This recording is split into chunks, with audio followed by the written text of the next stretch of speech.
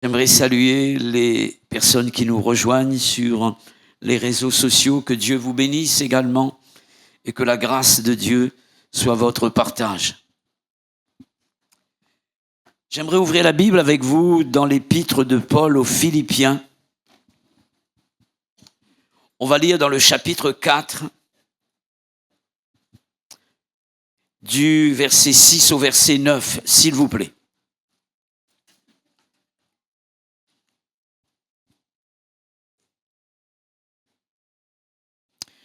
Voici ce que nous dit le texte ici.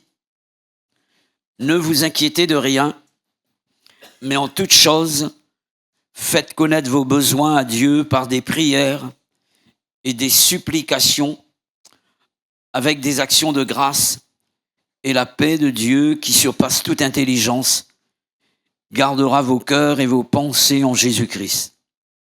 Au reste, frères, que tout ce qui est vrai, que tout ce qui est honorable, tout ce qui est juste, tout ce qui est pur, tout ce qui est aimable, tout ce qui mérite l'approbation, il s'agit de l'approbation de Dieu, bien entendu, ce qui est vertueux et digne de louange, soit l'objet de vos pensées.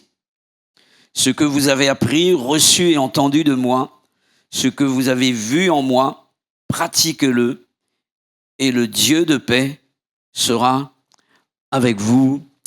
Amen. Nous avons lu le texte ici qui nous concerne dans la version Le Second. J'aimerais relire ce texte avec vous dans une autre version, la version Le Semeur. Et cette version nous est projetée également. Voici ce qui est dit à partir de cette version. Ne vous mettez pas en souci pour rien, mais en toute chose, exposez vos besoins à Dieu, adressez-lui vos prières et vos requêtes, en lui disant aussi votre reconnaissance. Alors, la paix de Dieu qui surpasse tout ce qu'on peut concevoir gardera votre cœur et votre pensée sous la protection de Jésus-Christ. Enfin, frères, nourrissez vos pensées de tout ce qui est vrai, noble, juste, pur, digne d'amour ou d'approbation, de tout ce qui mérite respect et louange. Ce que vous avez appris et reçu de moi, ce que vous m'avez entendu dire et vu faire, mettez-le en pratique. Alors, le Dieu qui donne la paix sera avec vous. Amen. Alléluia. Quels sont ceux qui veulent voir toujours Dieu avec eux, s'il vous plaît, alors qu'ils lèvent la main? Alléluia. Et je peux dire ceci, il y a une différence entre la personne en qui Dieu réside et celle qui n'a pas Dieu dans son cœur. C'est cela qui fera toute la différence. Parfois, on veut chercher autre chose que la présence de Dieu. On se trompe.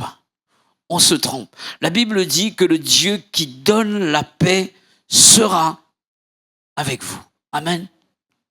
Dieu avec nous. C'est Emmanuel. C'est Jésus. Et ce matin, il est au milieu de nous. Il est en nous par l'Esprit. Et je crois que cette présence doit se développer chaque jour. Nous devrions avoir besoin de plus de Dieu dans notre cœur. Alléluia. Et nous ne connaissons pas tout de lui. Il y a encore des choses à recevoir de la part de Dieu. Et cette soif intense de Dieu doit être constamment présente dans notre cœur. Comme une biche soupire après des courants d'eau, mon âme soupire après toi, ô Dieu. Mon âme a soif de toi, du Dieu vivant. Et la personne qui a soif sera rassasiée. Alléluia. Si quelqu'un n'a pas soif, il ne peut pas s'attendre à une visitation puissante et particulière de la part de Dieu. Et nous croyons que ce temps de louange a permis à chaque personne d'avoir soif de Dieu et un don spirituel disait que Dieu veut nous désaltérer, nous remplir, et nous devons capter ces choses ce matin. Alléluia. J'aimerais vous laisser le titre de mon message pour chacun d'entre nous. L'état de notre cœur. Alléluia. Tout vient du cœur. L'état de notre cœur a un impact sur la paix dans notre cœur. J'aimerais vous parler du cœur, j'aimerais vous parler de la paix également. Le texte que nous avons lu nous parle de la paix, celle qui vient de Dieu, bien entendu. Parce que nous savons qu'en dehors de Dieu, il n'y a pas de véritable paix. La paix ne s'achète pas à la pharmacie. Nous n'allons pas devant le pharmacien pour lui demander un flacon de paix. Non, pas du tout. La paix ne peut venir que de Dieu. C'est la vraie paix. Et la Bible parle d'une paix qui surpasse toute intelligence, toute notre manière de concevoir les choses. Alléluia. Cela nous amène à déclarer d'emblée que Dieu est le Dieu de paix. Alléluia. Vous avez remarqué que nous vivons dans un monde agité, dans une société anxieuse, où les gens sont de plus en plus dépressifs. On vit dans une société où règne la peur, l'angoisse, à cause de l'insécurité. On parle de l'insécurité dans les quartiers, dans les villes. Et d'ailleurs, dans le programme qui a été présenté cette année, donc au niveau du maire, la plupart parlent d'insécurité dans la ville. Vous avez remarqué, vous qui avez suivi ces choses-là. On parle de harcèlement moral, sexuel même, dans les entreprises, dans les bureaux. Et quels sont les moyens que nous propose la société pour connaître la paix, entre guillemets, la paix du cœur? Des approches comme la méditation, malheureusement le yoga, sont très répandues maintenant. La psychologie, le développement personnel, on parle souvent de développement personnel, de thérapie de groupe. Vous avez remarqué? Du coaching. Je discutais avec quelqu'un qui me parlait d'un coach qu'elle a en ce moment pour apprendre à cette personne à penser d'une manière positive. On parle de phénomène de groupe. Et on parle de mieux comprendre ses émotions. En dehors de Dieu, bien entendu, en dehors de la Bible. Renforcer sa confiance en soi. Et c'est le moi qui est mis en avant. Alors que Dieu nous appelle à faire le contraire.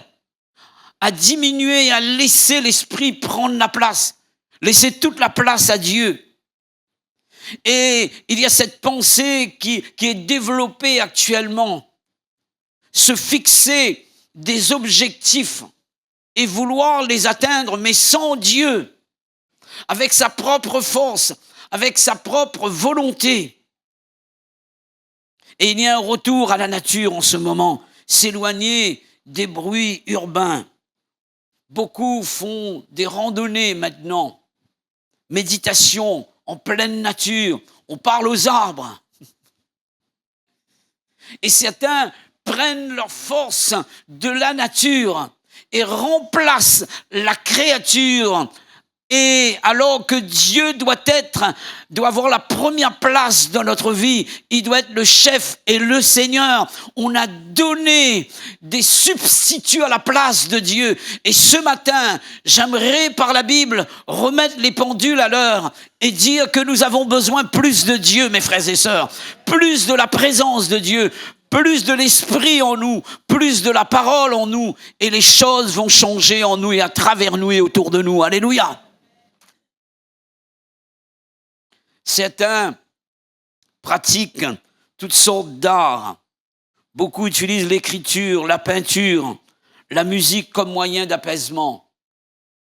J'ai appris à dessiner pour fuir certaines réalités dans le foyer, la violence conjugale, l'effet de l'alcool. Et je fuyais ces choses par le dessin. C'était une sorte de thérapie pour moi. Mais lorsque j'ai rencontré la vraie thérapie, alors les choses ont changé. Alléluia. Il est question de Jésus. Il est question de Dieu. Mes frères et sœurs, si Jésus n'est pas la source de notre paix, les résultats de ces moyens que je viens de citer et que prône le monde sont peu fiables. Et parfois même certains moyens qui sont utilisés par le monde sont néfastes à notre bien-être, à notre épanouissement. Et derrière certaines formes de méditation, il y a l'ennemi, il y a le diable malheureusement. Et nous avons besoin de très faire attention. Il y a de ceux qui font le vide au niveau de leur pensée, de leur esprit. Un esprit humain ne peut être vide. Et si on fait du vide, alors quelqu'un d'autre en dehors de Dieu va prendre la place. Jésus est le prince de la paix. Ésaïe chapitre 9, verset 5. Dieu le Père est le Dieu de paix. Et nous avons lu Philippiens chapitre 4, verset 9. Le Saint-Esprit nous communique la paix. Et la paix fait partie des 9 facettes, 9 parties du fruit de l'Esprit. Lorsque je suis rempli de Jésus, lorsque je suis rempli de Dieu le Père, lorsque je suis rempli du Saint-Esprit, alors je suis rempli de la paix de Dieu. Alléluia. Celui qui reçoit Jésus dans son cœur reçoit en lui la source de la paix. Mais malheureusement, le diable va se servir de tous les moyens possibles et inimaginables pour enlever cette paix dans le cœur du croyant. Et souvent, au milieu de l'Église, même dans la vie de croyants, il y a de ceux qui souffrent de l'anxiété, de la peur, de toutes sortes de choses et ont besoin de retrouver la paix de Dieu. Peut-être qu'au milieu de nous, parmi ceux qui entendent la voix, se reconnaissent et vous avez besoin de paix. Il y a de ceux qui ne dorment pas la nuit. Il y a de ceux qui n'arrivent pas à vivre dans le silence. Et un chant nous parlait de se taire devant Dieu. On aime le bruit maintenant parce que le bruit nous donne la possibilité de ne pas avoir peur, entre guillemets. Et lorsque nous nous retrouvons seuls dans notre chambre, la peur s'empare de nos vies. Nous avons besoin de plus que cela. Nous avons besoin de Dieu. Alléluia. Plus de Dieu. Qu'est-ce qui peut enlever la paix dans notre cœur, mes frères et sœurs? Le texte que nous avons lu nous parle des inquiétudes ou des soucis. Ne vous inquiétez de rien, ou bien ne vous mettez pas en souci, dira l'auteur.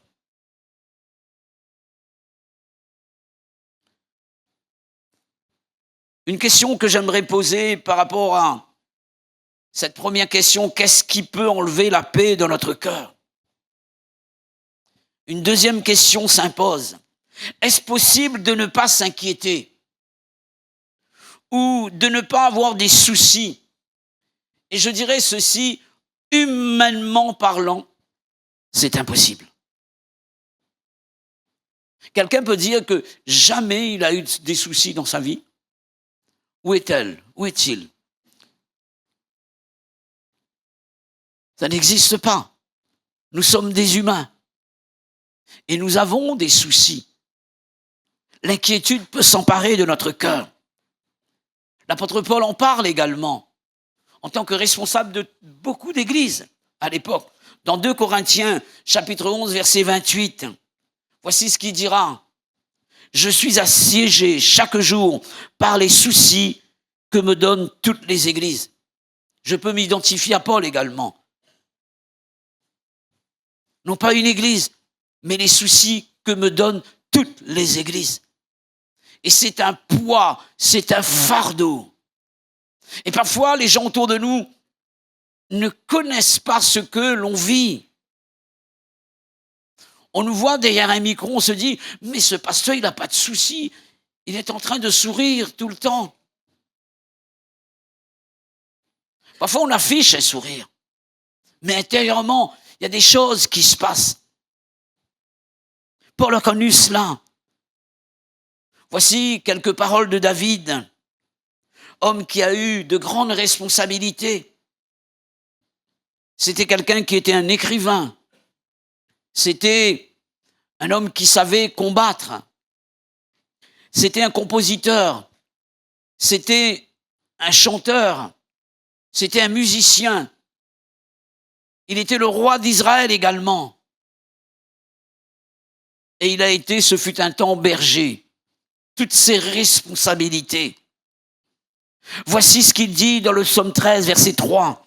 « Jusqu'à quand aurais-je des soucis dans mon âme et des chagrins dans mon cœur ?» Il parle de son cœur. Si l'Écriture nous demande de ne pas nous inquiéter, mes frères et sœurs, cela signifie que l'on peut connaître l'inquiétude. Ce n'est pas un péché. On peut connaître l'inquiétude. Que ce soit dans l'Ancien ou dans le Nouveau Testament, il est impossible de ne pas voir ces paroles adressées par Dieu à son peuple, à ses enfants. Ne crains rien. N'aie pas peur. Ne t'inquiète pas. Ne promène pas des regards inquiets. Que votre cœur, dira Jésus, ne se trouble pas. Croyez en Dieu et croyez en moi. Par ces paroles, Dieu met en évidence la faiblesse de l'homme et son besoin de se confier à Dieu. Alléluia. Il est important de réaliser nos faiblesses. Quelqu'un qui ne se croit pas malade et qui pense qu'il n'est pas malade alors qu'il y a des douleurs qui sont là. Il y a des symptômes qui démontrent qu'il y a quelque part une maladie qui existe chez lui ou chez elle. Cette personne qui refuse de croire dans la vérité ne consultera jamais un médecin. Et si nous voulons être forts, mes frères et sœurs, nous devons réaliser nos faiblesses. Et l'apôtre Paul avait compris cela. Il dira, c'est dans la faiblesse que je deviens fort. Parce que dans cette faiblesse, reconnaissant sa faiblesse, il se tourne vers celui qui s'appelle le Dieu fort et tout-puissant. Alléluia. Et lorsque nous réalisons que nous ne sommes que des hommes sujets à l'inquiétude, alors il y aura un désir pour nous de nous attacher à lui. Alléluia. De nous confier en lui. Les expressions que je viens de citer et qui viennent de Dieu, qui nous connaît parfaitement, sont mentionnées dans la Bible plus de 365 fois. Ça vous dit quelque chose, ça? Une fois par jour et 365 jours par an, nous pourrions connaître l'inquiétude et entendre la voix de Dieu nous dire « Je suis avec toi ». Alléluia. Je suis avec toi. Et ça doit nous rassurer, mes frères et sœurs. Il serait impossible de ne s'inquiéter de rien si l'Évangile n'offrait pas justement constamment les moyens et les remèdes pour pouvoir le faire. Alléluia. Et nous avons besoin de Dieu. Nous avons besoin de Dieu. D'où la question suivante. Est-ce que le chrétien doit s'inquiéter? Nous avons posé la question, est-ce que le chrétien peut s'inquiéter? On a dit oui. Humainement parlant, ça doit être non, mais oui, parce qu'il est humain, donc il peut s'inquiéter. Maintenant, est-ce que le chrétien doit s'inquiéter? Le verbe devoir, bibliquement, je dirais non. On peut le faire. La Bible dit qu'on peut prophétiser successivement. C'est écrit, d'accord? Mais quand on se réunit, il est dit que 3 prophétisent. On peut, mais on ne le doit pas. Il y a une différence entre pouvoir et devoir, d'accord? Et je ne dois pas m'inquiéter. Parce que il y a quelqu'un qui s'inquiète pour moi. Alléluia. Il y a quelqu'un qui prend mon fardeau. Il y a quelqu'un qui prend mon dossier en main. Il s'appelle le divin avocat. Lorsque nous avons un conflit avec quelqu'un, un problème, alors nous allons consulter un avocat et nous payons cet avocat et nous remettons les informations à cet avocat et c'est lui qui intercède pour nous. Et le dossier est entre ses mains. J'aimerais que ce matin, nous puissions déposer le dossier de nos soucis, de nos inquiétudes entre les mains du divin avocat parce qu'il a déjà payé pour nous à la croix du Golgotha. Alléluia. La foi nous permet de réagir de cette manière. Que nous dit la Bible à ce sujet ? Ne vous inquiétez de rien. Et c'est un impératif. C'est un ordre. Et est-ce que vous croyez que lorsque Dieu parle, il donne un ordre? Est-ce qu'il donne avec cet ordre le moyen pour que nous puissions exécuter cet ordre? Oui ou non? Bien sûr que oui.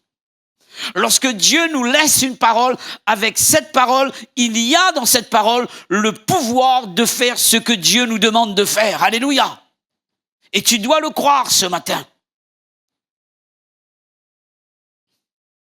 Si le chrétien ne doit pas s'inquiéter, alors comment pouvoir le faire?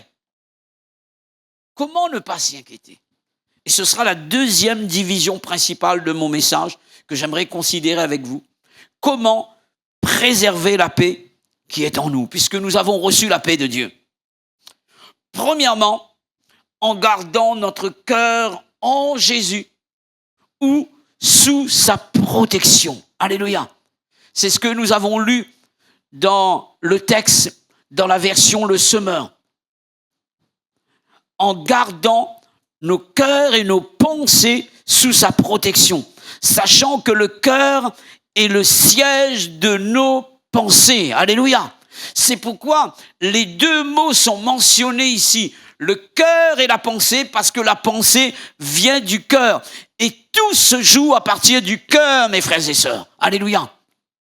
Même les pensées qui viennent nous assaillir et qui ne viennent pas de Dieu, viennent attaquer notre cœur. Et c'est au niveau du cœur. C'est pourquoi il est parlé des armes spirituelles. Et il est parlé de la cuirasse de la foi et de la cuirasse de la justice. Et cette cuirasse vient en face du cœur ici. Et nous avons besoin de nous protéger contre toute anxiété, contre toute inquiétude, contre tout souci. Et la Bible parle de garder nos cœurs sous la protection de Jésus. Amen. Le moyen pour garder notre cœur sous la protection de Jésus nous est laissé dans le texte. Et j'aimerais relire avec vous dans Philippiens chapitre 4, versets 6 à 7, la version Le Semeur.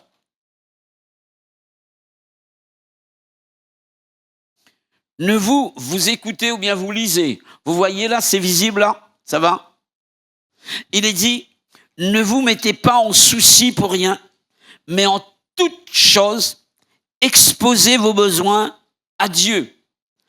Adressez-lui vos prières et vos requêtes.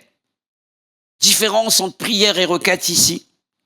Et dans une autre version, il est dit avec supplication. Ça veut dire une prière intense. Cela m'amène à dire qu'il y a comment je peux m'exprimer de cette... Il y a des dimensions dans la prière. Et il est parlé de prière et de requête ici. En lui disant aussi, retenez bien ce mot, aussi. Après la prière et la requête, il est dit aussi votre reconnaissance. Et ce sont ces éléments qui expriment notre relation avec Dieu qui vont nous permettre de protéger notre cœur contre l'inquiétude et contre les soucis. Il s'agit de la prière, il s'agit également des supplications, bien des requêtes. Et ensuite, il est dit aussi la reconnaissance à l'égard de Dieu. De quoi s'agit-il? Il s'agit des actions de grâce, des remerciements, des louanges, l'adoration que nous devons faire monter vers Dieu. Et j'ai rappelé cela vendredi dans une de mes prédications. C'est que la vie chrétienne est une vie complète. Et ce matin, cette pensée a été rappelée par un don spirituel. Nous ne pouvons pas vivre que de la prière. Nous devons prier. Nous ne devons pas vivre que de supplications. Nous devons supplier Dieu. Nous ne devons pas vivre que de la parole. Nous ne devons pas vivre que d'une plénitude de l'Esprit de Dieu. Mais la vie chrétienne est une vie de reconnaissance à Dieu, une vie de louange. Nous allons avoir une soirée de louange ce vendredi. Ce n'est pas pour combler, une salle, ce n'est pas pour nous mettre en avant, pour montrer nos talents. Pas du tout. Sinon, les frères seraient en train de perdre leur temps. Non, il est question d'adorer Dieu. Il est question de l'élever. Il est question de mettre en valeur la personne de Dieu. Et nous devons réaliser que Dieu est un Dieu d'équilibre. Tu ne peux pas que prier, mon frère, ma sœur. Tu as besoin d'adorer Dieu. Tu ne peux pas que lire la Bible. Tu as besoin d'adorer Dieu. Tu ne peux pas être rempli du Saint-Esprit seulement, mais tu as besoin de l'Esprit de Dieu pour l'adorer en esprit et en vérité. Lorsque nous sommes dans l'adoration, Dieu siège au milieu de son Église et lorsqu'il est là, c'est pour agir. Nous avons vu dans des temps d'adoration l'Esprit de Dieu descendre et des âmes être touchées, des malades être guéris. Et je crois dans la puissance de l'adoration parce que nous avons été créés pour cela. Alléluia. Nous avons été créés pour cela.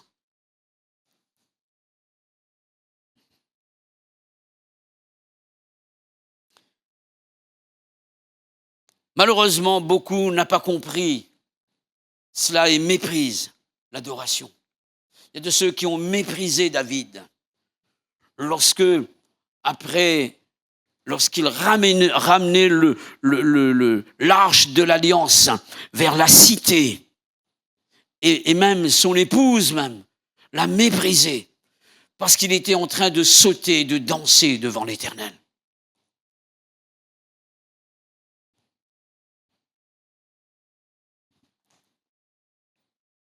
La Bible nous a créé corps, âme et esprit. Alléluia. J'ai une âme, j'ai un esprit et j'ai un corps. Mon corps est fait pour glorifier le Seigneur. Alléluia. Et si j'ai remarqué que lorsqu'on a chanté un chant tout à l'heure, il est dit « Je danse de joie ». Et lorsqu'on arrive à là, on fait ça. Mais ne chante pas.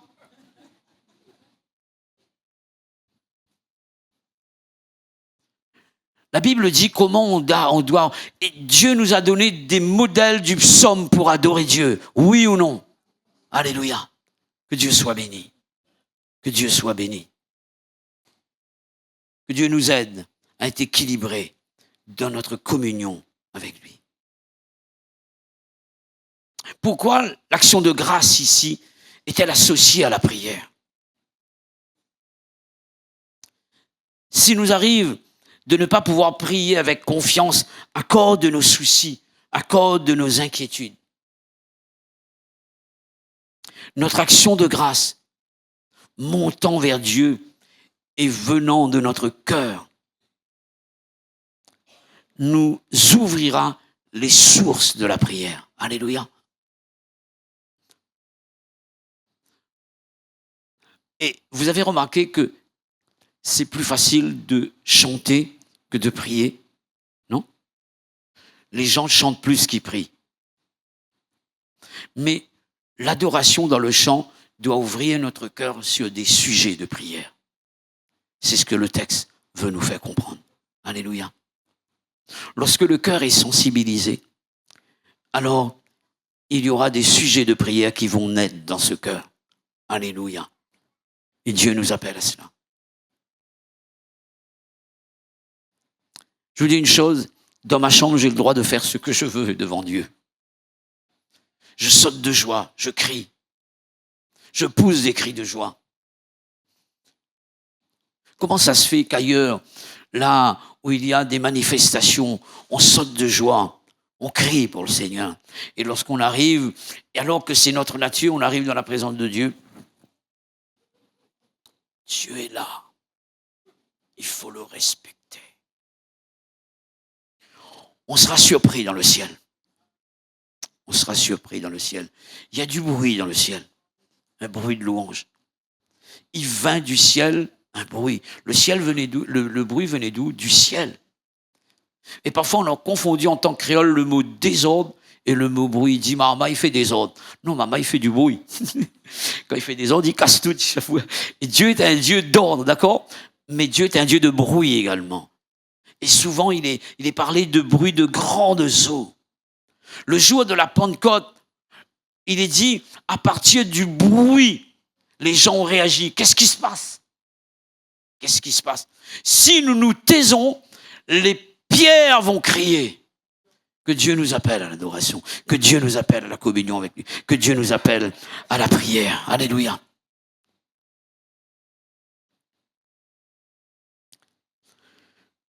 Lorsque les soucis et les inquiétudes prennent place dans mon cœur, je prie. Si je vais plus loin dans ma prière, j'atteindrai ce niveau de la supplication et de la requête.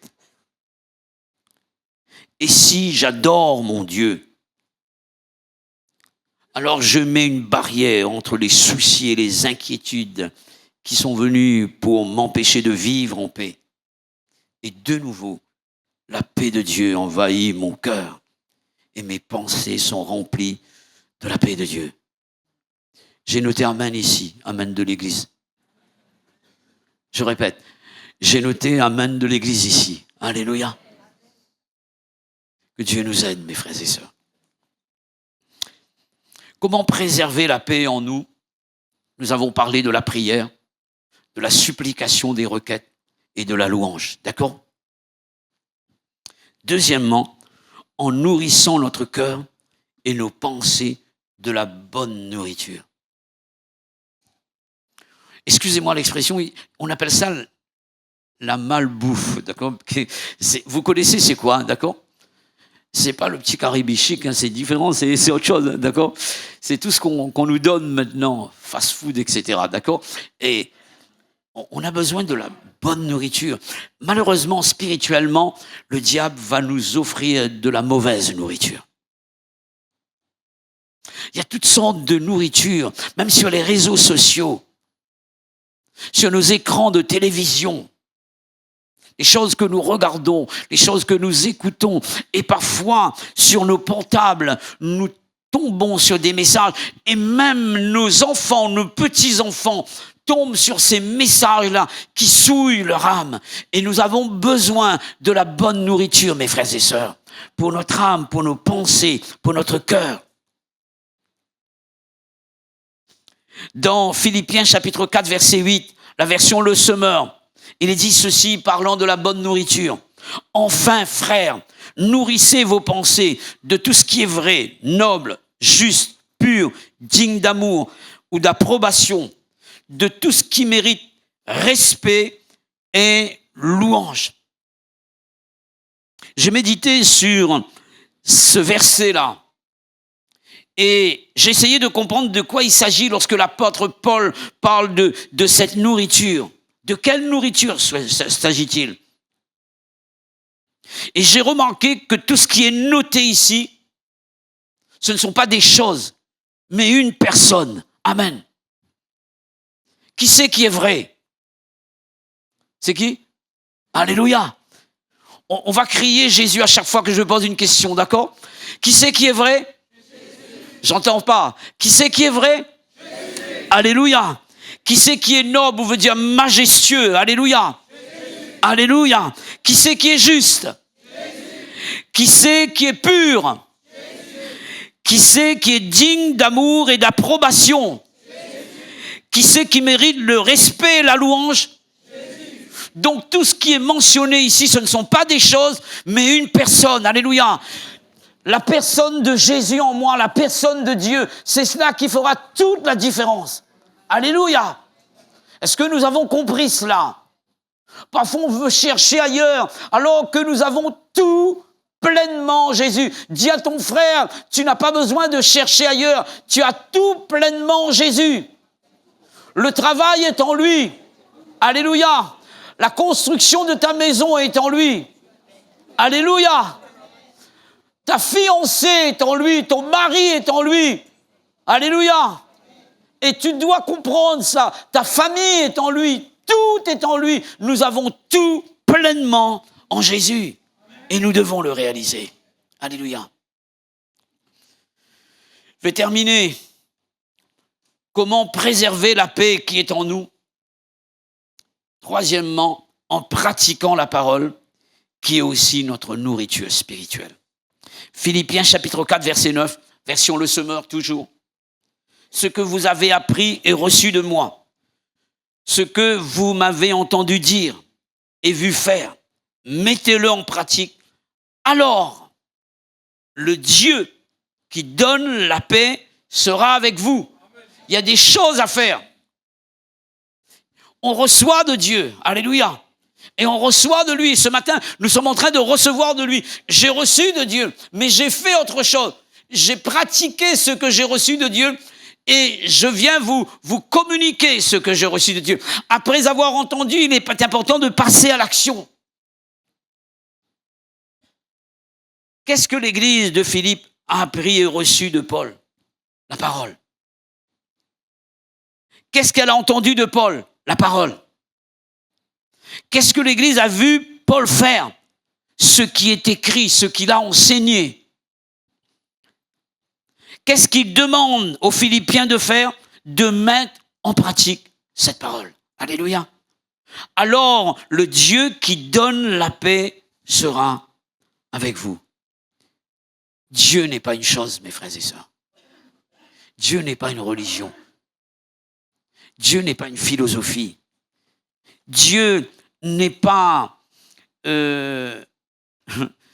Dieu n'est pas seulement l'écriture. Dieu est l'auteur de l'écriture. Dieu est une personne et nous devons le réaliser. Et nous avons besoin de cette personne chaque jour en nous. Alors viendront les soucis, viendront les difficultés, les problèmes, les tracas, toutes sortes de choses pour nous déstabiliser. Nous restons debout parce que Christ est debout. Alléluia. Que Dieu soit béni. On se recueille un moment. J'appelle les musiciens. J'appelle le chant et les choristes. J'appelle les frères qui doivent servir à la table de la Sainte Seine.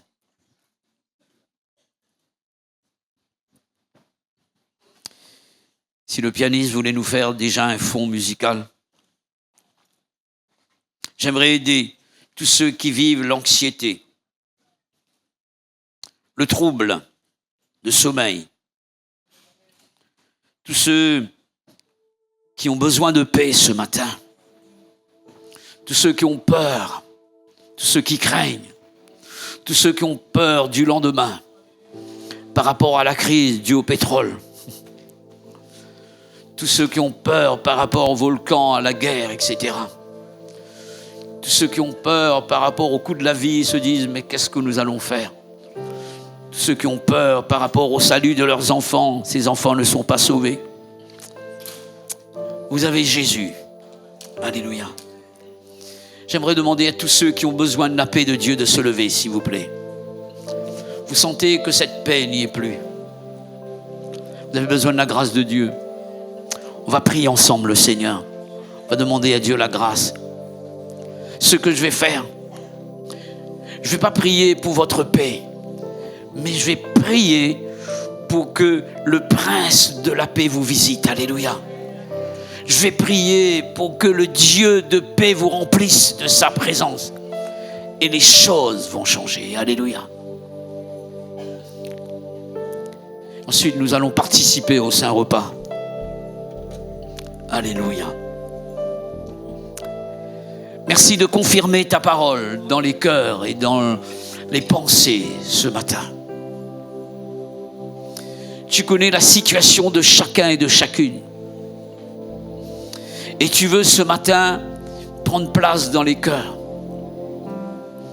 Que les cœurs s'ouvrent maintenant à la grâce de Dieu, à la présence de Jésus, à la présence de l'Esprit de Dieu, afin que toute forme d'inquiétude, d'anxiété, de trouble, de soucis disparaissent maintenant.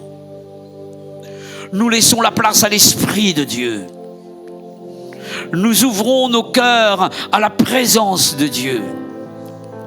Seigneur, prends place maintenant.